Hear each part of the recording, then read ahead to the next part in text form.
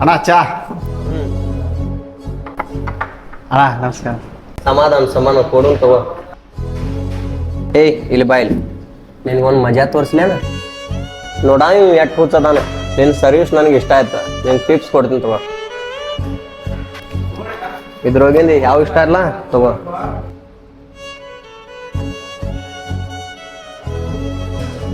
$500 note ಒಳಗ 100 note ಒಳಗ ಎಟ್ ವ್ಯತ್ಯಾಸ ಅಂತ ಗೊತ್ತಿಲ್ಲ ಅವಂಗ.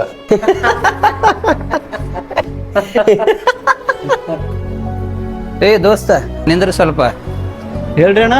ಇಲ್ಲ 500 ನೋಟ್ ಬಿಟ್ಟ 100 ನೋಟ್ ಯಾಕೆ ಎಬ್ಸಿದಿ? ಅವರೆಲ್ಲ ಎಷ್ಟು ಮಜಾಕ್ ಮಾಡಾಕತ್ತಿದ್ರು ಗೊತ್ತೈತೆ ನಿನಗೆ? ಅಣ್ಣ ಅವ್ರು ನಮ್ಮ ಹೋಟೆಲ್ಗೆ ದಿವಸ ಬರ್ತಾರ.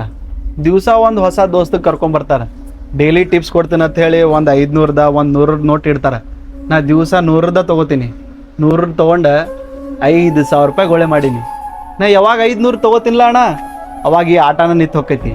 ನನಗೆ ಹುಚ್ಚ ಅಂತ ಹೇಳಿ ಅವ್ರಿಗೆ ಖುಷಿ ಸಿಗತೈತಿ, ಅದ್ರೊಳಗೆ ನನಗೆ ಲಾಭ ಆಗತೈತಿ ಅಂದ್ರೆ ಹುಚ್ಚ ಅಂತ ಅನ್ಕೊಲಿ ಅಣ್ಣ.